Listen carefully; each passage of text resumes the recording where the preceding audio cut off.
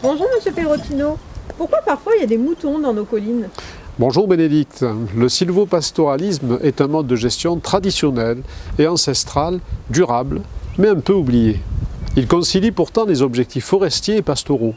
Ce mode d'élevage consiste à faire pâturer des animaux en forêt pour profiter des ressources fourragères situées sous les arbres. Dans le pays d'Aubagne et de l'Étoile, 3 éleveurs et près de 1500 brebis viennent des Alpes, dans nos collines, chaque hiver.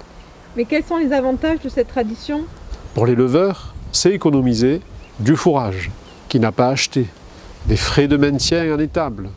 C'est aussi diversifier l'alimentation des brebis et une herbe de sous-bois de qualité. Et sinon? Pour les propriétaires, qu'ils soient publics ou privés, c'est un entretien des zones débroussaillées par le pâturage gratuit.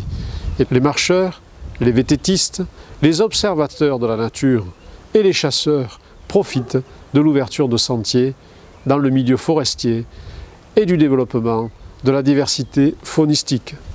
Mais pour le conseil de territoire, quel est l'intérêt? Mais pour le conseil de territoire, ce pâturage est une action DFCI, puisque les moutons broutent sur les bandes de sécurité aux abords des pistes. C'est donc une économie pour la collectivité, car cette pratique permet d'espacer de quelques années le débroussaillement financé par le conseil de territoire. Nicolas Barbet est éleveur de brebis à Sisteron. Depuis 5 ans, il passe l'hiver avec ses moutons dans le massif de Belcoden. Le sylvopastoralisme est pour lui une évidence. Les animaux qu'il élève sont sélectionnés pour leur qualité pastorale. C'est un mode de vie pour l'animal assez proche de l'état naturel et instinctif qui permet à la brebis d'avoir une force physique, une meilleure digestion, une résistance aux parasites. Son troupeau est constitué de 650 moutons de race mérinos qu'il élève pour la laine et la viande.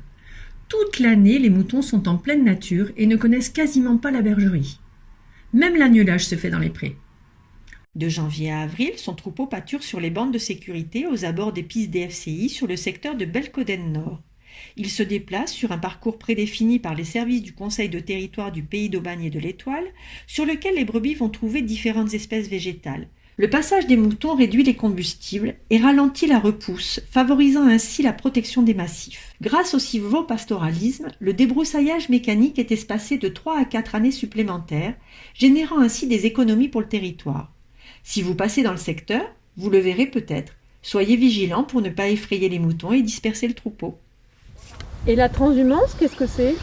La transhumance est très ancienne. C'est le transfert des moutons qui ont passé l'hiver sous les climats plus doux vers des alpages d'origine.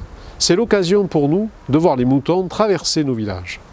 Ce projet de transhumance hivernale est suivi par le service forêt du conseil de territoire, accompagné par la Chambre d'agriculture des Bouches-du-Rhône et le SERPAM.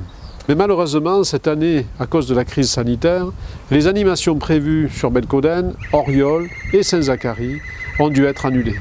Ce n'est que partie remise, et les moutons reviendront l'an prochain pour le plus grand plaisir des enfants et pour la protection des massifs. J'aime mon territoire, j'aime ma commune.